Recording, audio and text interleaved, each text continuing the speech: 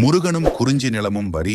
முருகவேளுடைய பெருமையை தமிழ்நாட்டார் பழங்காலம் முதல் உணர்ந்து பாராட்டி அப்பெருமானை போற்றி அறம் பொருள் இன்பம் வீடு என்னும் 4 வகை பயனையும் பெற்றார்கள். வரி நெடுங்காலமாக புலவர் பெருமக்களால் வளர்க்கப்பட்டு வரும் தமிழில் உள்ள பல நூல்கள் அங்கங்கே முருகனை பற்றிய செய்திகளை தருகின்றன. வரி காதல் உணர்வை பிரதிபலிக்கும் அகப்பொருள் பாடல்களில் முருகன் தொடர்பான செய்திகள் அதிகம். வரி அதற்கு காரணம் காதலின் முதல் நிலையான குறிஞ்சி நிலக்கு தெய்வமாக முருகன் இருப்பதே இதற்கு காரணம். வரி நிலப்பரப்பை 5ஆக வகுத்து மலையும் அதனை சார்ந்த இடமும் குறிஞ்சி எனக் கொண்ட தமிழர் அந்நிலத்துக்கு தெய்வமாக முருகனை வைத்து வழிபட்டனர்.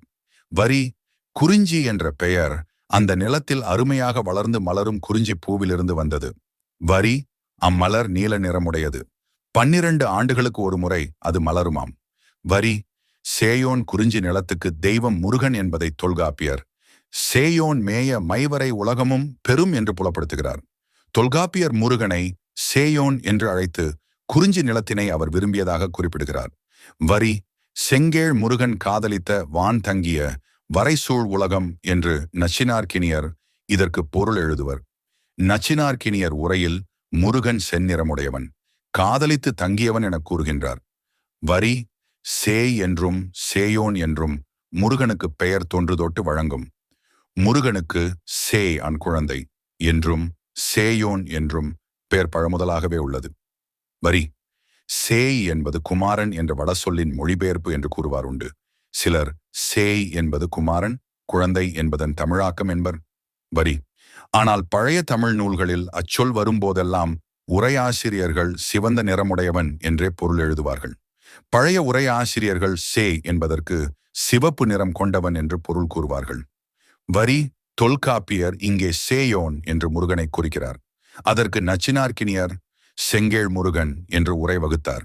வரி கேழ் என்பது நிறம், சிவந்த நிறமுடைய முருகன் என்பது பொருள். கேழ் என்பதற்கு நிறம் என்ற பொருள். ஆகவே செங்கேழ் என்பது செந்நிறம். வரி முருகன் செந்நிறமுடையவன் என்பதை நக்கீரர் செய்யன் சிவந்த ஆடையன் என்று திருமுருகாற்றுப்படையில் கூறுகின்றார். நக்கீரர் முருகனை சிவந்த ஆடையமுடையவன் என்றும் அழைத்துள்ளார். வரி சிவபெருமான் பவழம் போன்ற மேனியுடையவன். அப்பெருமானினின்றும் வேறல்லாத முருகனும் அந்நிறமே உடையவன். சிவபெருமான் போலவே அவரது மகனான முருகனும் பவழ நிறமுடையவனே. வரி ஆகையால் பெருந்தேவனார் என்ற சங்கப்புலவர் முருகனுடைய துதி ஒன்றில் பவழத்தன்ன மேனி என்று பாராட்டுகின்றார்.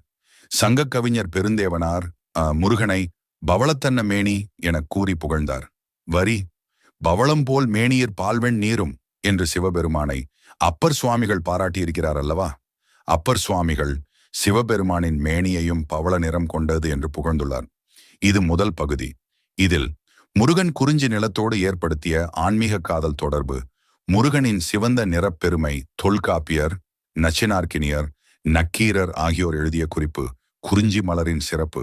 இந்த வீடியோவை பார்த்தவர்கள் கொஞ்சம் சப்ஸ்கிரைப் பண்ண உதவி பண்ணுங்கள் ப்ளீஸ்.